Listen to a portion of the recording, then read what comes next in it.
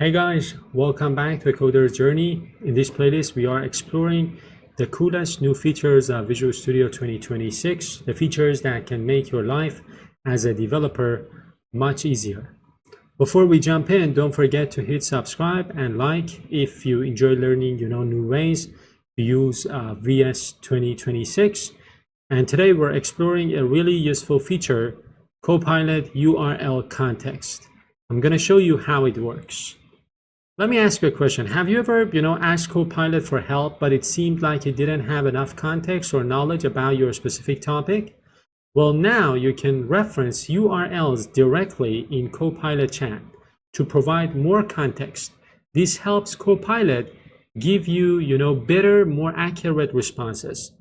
First things first, make sure you've activated GitHub Copilot subscription.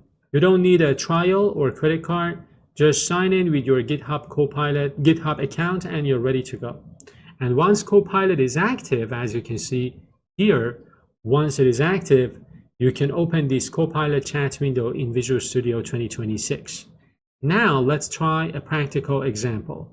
Suppose you want to create a README file, a markdown file for your project, but you want it to follow GitHub's best practices. So all you need to do is to find the web page on the internet where those best practices are introduced or elaborated on, and then copy the URL and paste it in your Copilot chat prompt along with your question. For example, I'm going to paste a prompt here and I'm going to show you how this works. Take a look. This is the prompt I was talking about. So, hey Copilot, please help me write a README file for my project based on the best practices from this page. And I'm going to paste in, the URL to that page. And hit enter. Copilot will, pull information from that public URL, ask you for confirmation if you trust, the source. And then if you click confirm, it will use that file, that URL as, the base of, the structure will be picked up by Copilot to generate your markdown file.